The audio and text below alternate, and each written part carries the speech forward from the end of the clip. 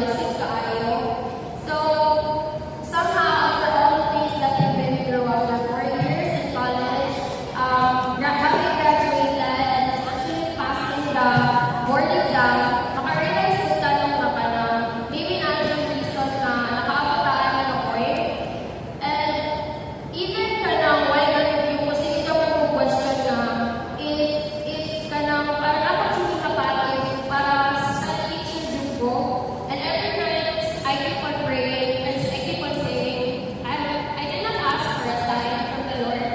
I simply said na, Lord, if this is meant for me, if I'm truly meant to be a stud teacher, then let me pass this board exam. But if not, hindi na lang din ko maisla. I was not saying that because I wanted to give up or that I could give up, but it's because I believe in redirection. I always believe not every closed door is a failure. It's simply God leading us somewhere we're meant to be. So along my review journey as well, I was mentally preparing myself. Parang hindi ko papasar, I told myself I will move on, I will find another path.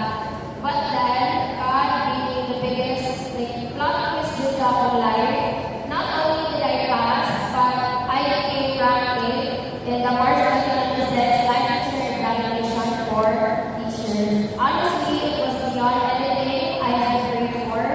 Kaya kung nanatid na ako during pag-review, ay privilege na ako i-change ang topic is then uy, matapos ka marka kay inside my head, hindi ko video kayo kay nag-work ko ato.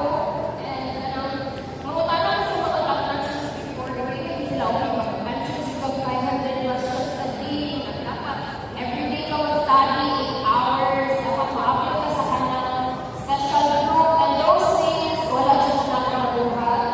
Kanang I studied whenever I call sa review center, but in those things as well, makainit sa tangan, those are not only the basis to be a top notcher, kanang we become so focused on to compare ourselves to others during reviewing, not knowing na God writes different stories for different people.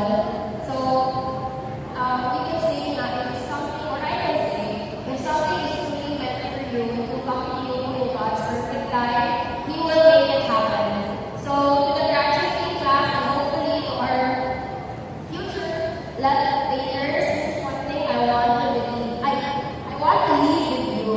Start believing in yourself as early as now and manifesting the inyong goals. Because what you manifest will slowly become who you are.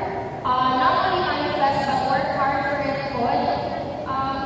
Karon pala kayo na lang yung imagine na sino ko makapasar ko, matap ko, and all your aspirations in life